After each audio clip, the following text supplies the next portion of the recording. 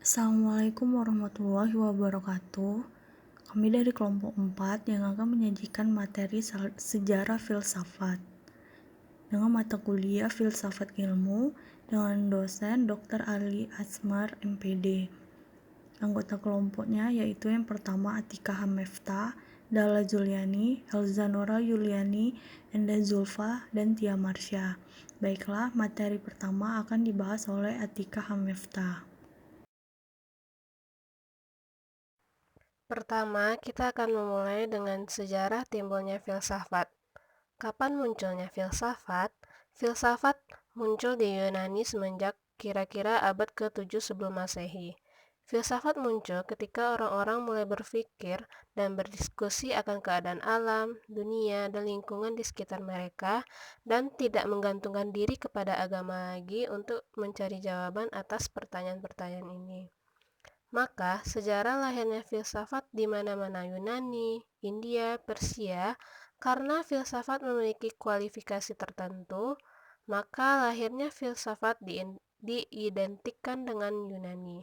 Hal ini sesuai dengan karakteristik orang Yunani ialah rasional. Assalamualaikum warahmatullahi wabarakatuh. Baiklah, nama saya adalah Zuliani. Saya akan melanjutkan materi yang telah disampaikan oleh Atika Hamefta. Materi selanjutnya yaitu apa yang menyebabkan lahirnya filsafat. Ada dua, yaitu pertama pertentangan antara mitos dan logos, yang kedua rasa ingin tahu. Yang pertama ini pertentangan antara mitos dan logos dapat kita lihat di kalangan masyarakat Yunani dikenal dengan adanya mitos sebagai suatu keyakinan lama yang berkembang dengan pesat, misalnya mite kosmologi yang melukiskan kejadian alam. Lama-lama mitos hilang dikalahkan oleh logos, maka logos penyebab pertama lahirnya filsafat. Yang kedua yaitu rasa ingin tahu. Karena mite hanya bersifat dongeng belaka, maka orang mulai berpikir rasional untuk mencari jawaban-jawaban yang logis, keingintahuan terhadap alam semesta, dan keingintahuan terhadap pencipta, dan sebagainya. Baiklah, sekian yang dapat saya sampaikan. Selanjutnya akan disampaikan oleh Elza Nora Yuliana. Kepada Elza Nora dipersilakan. Assalamualaikum warahmatullahi wabarakatuh. Baiklah, saya akan melanjutkan penjelasan dari saudari Dalla Zuliani tentang apa yang menyebabkan lahirnya filsafat. Yang ketiga, rasa kagum.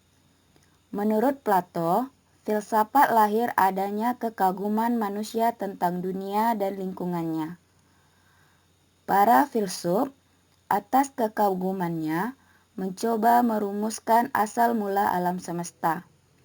Yang pertama, Thales, bapak filsafat Yunani, mengatakan alam semesta berasal dari air. Selanjutnya, Anaximandros mengatakan alam berasal dari apeiron atau api. Selanjutnya, Demokrios mengatakan alam berasal dari atom. Dan yang terakhir, Empedokles mengatakan alam berasal dari 4 unsur, yaitu air, api, angin, dan tanah. Yang menyebabkan lahirnya filsafat yang keempat, perkembangan kesusastraan. Perkembangan kesusastraan ini merupakan faktor lain yang menyebabkan lahirnya filsafat. Sekian penjelasan dari saya. Selanjutnya akan dijelaskan oleh Enda Zulfa.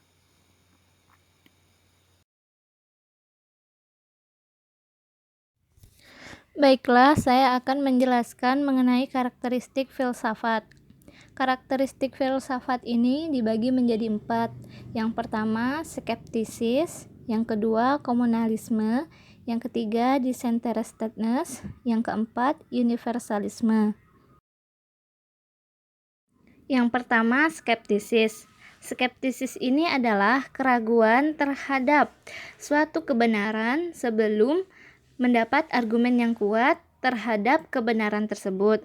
Skeptisis ini dikelompokkan menjadi 3. Yang pertama bersifat gradasi, yaitu dari ragu ke yakin. Sifat gradasi ini diungkapkan oleh René Descartes, seorang filsuf Prancis. Ia mengatakan cogito ergo sum, yang artinya saya berpikir maka saya ada. Yang kedua bersifat degradasi, yaitu dari yakin ke ragu. Yang ketiga bersifat bertahan sophisme, yaitu terus-menerus ragu. Yang kedua komunalisme. Komunalisme ini merupakan hasil pemikiran filsafat yang dimiliki oleh masyarakat umum, di mana masyarakat umum ini tidak memandang ras, kelas, ekonomi, dan keyakinan. Contohnya, hasil pemikiran orang Yunani ini bermanfaat untuk orang Eropa, Asia, bahkan Afrika.